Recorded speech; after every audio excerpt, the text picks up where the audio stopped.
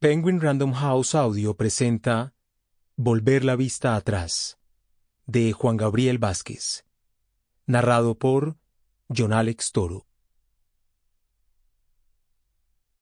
A Sergio Cabrera y Silvia Jardín Soares. A Marianela Cabrera. Pues, según nuestra visión de las cosas, una novela debería ser la biografía de un hombre o un caso, y toda biografía de un hombre o un caso debería ser una novela. Ford Madox Ford. Primera parte. Encuentro en Barcelona. Primero. Según me lo contó él mismo, Sergio Cabrera llevaba 3 días en Lisboa cuando recibió por teléfono la noticia del accidente de su padre.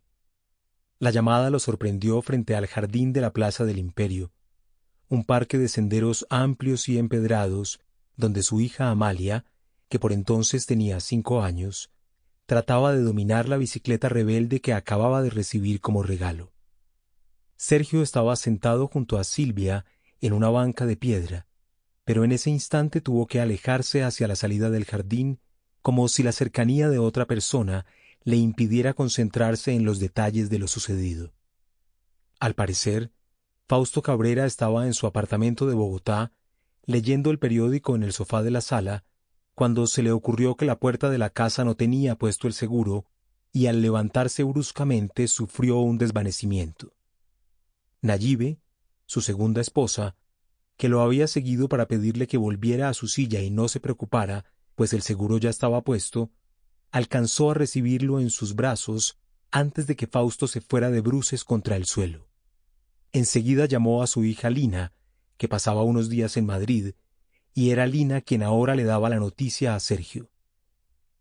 «Parece que ya va a llegar la ambulancia», le dijo. «¿Qué hacemos?» «Esperar», le dijo Sergio. «Todo va a estar bien». Pero no lo creía de verdad. Aunque Fausto había tenido siempre una salud envidiable y la fortaleza física de alguien 20 años más joven, también era cierto que acababa de cumplir 92 años muy cargados, y a esa edad todo es más grave. Las enfermedades son más amenazantes, los accidentes son más perniciosos. Seguía levantándose a las 5 de la mañana para sus sesiones de Tai Chi Chuan, pero cada vez con menos energía, haciendo concesiones cada vez más notorias al desgaste de su propio cuerpo. Como no había perdido ni una pizca de lucidez, eso lo irritaba enormemente. La convivencia con él, por lo poco que sabía Sergio, se había vuelto tensa y difícil, y por eso nadie se había opuesto cuando anunció que se iba de viaje a Beijing y Shanghái. Era un viaje de 3 meses a lugares donde siempre había sido feliz, y en el cual sus antiguos discípulos del Instituto de Lenguas Extranjeras le harían una serie de homenajes. ¿Qué problema podía haber? Sí, hacer un viaje tan largo a una edad tan avanzada podía no parecer lo más prudente, pero nadie nunca había convencido a Fausto Cabrera de no hacer algo que ya se le había metido en la cabeza. De manera que fue a China, recibió los homenajes y volvió a Colombia listo para celebrar su cumpleaños. Y ahora, pocas semanas después de regresar del otro lado del mundo, había sufrido un accidente en la distancia que va del sofá a la puerta de la casa, y estaba aferrándose a la vida.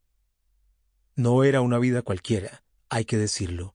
Fausto Cabrera era una figura de renombre de la cual la gente de teatro, pero también la de la televisión y el cine, hablaba con el respeto que producen los pioneros, a pesar de que siempre lo rodearon las controversias y tenía tantos amigos como enemigos. Había sido el primero en usar el método Stanislavski para interpretar poemas, no solo para hacer personajes dramáticos. Había fundado escuelas de teatro experimental en Medellín y en Bogotá, y una vez se atrevió a convertir la Plaza de Toros de Santa María en escenario para una obra de Molière. A finales de los años 40 hizo programas en la radio que cambiaron la manera en que la gente entendía la poesía, y luego, cuando llegó la televisión a Colombia, fue uno de los primeros directores de teleteatro y uno de sus actores más reconocidos. Después, en tiempos más convulsos, usó la reputación que había conseguido en las Sample complete. Ready to continue?